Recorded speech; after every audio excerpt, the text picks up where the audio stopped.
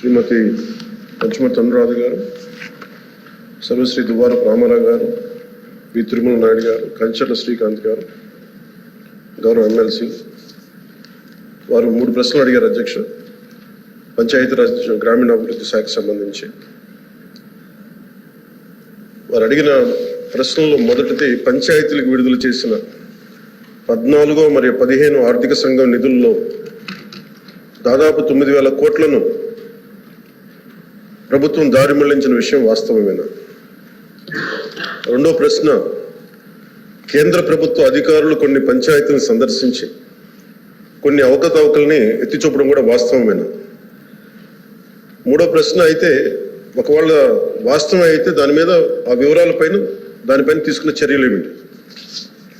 మొదటి ప్రశ్న అధ్యక్ష, 9,000 కోట్లను గత ప్రభుత్వం దారి మళ్లించిందా లేదా అనేది అడిగారు అధ్యక్ష. దానికి మా సమాధానం అవునండి. కేంద్ర ఆర్థిక కమిషన్ గ్రాంట్లలో మళ్లింపు జరుగుతోంది.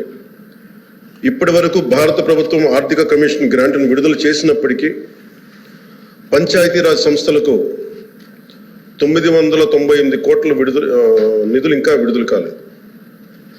ఇది మొదటి దానికి సమాధానం అధ్యక్ష.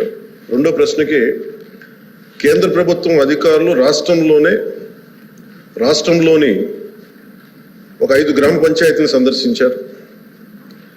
మరియు ఎంఓపిఆర్ భారత ప్రభుత్వం న్యూఢిల్లీ వారు 16/10/23 తేదీన డిఓ లేఖ నెంబర్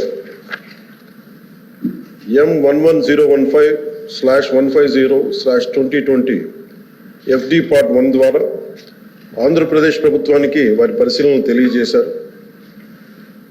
ఆంధ్రప్రదేశ్ ప్రభుత్వం సమర్పించిన పరిశీలన మరియు ప్రచిత్రాలను కూడా ఈ అనుబంధానికి జత చేయడం జరిగింది. గౌరవ సభ్యులు ఇంకేదైనా సందేహాలు ఉంటే అనెక్షర్ని అనుబంధంగా ఉన్నాయి వీటన్నిటి చదువుకోవచ్చు అధ్యక్ష.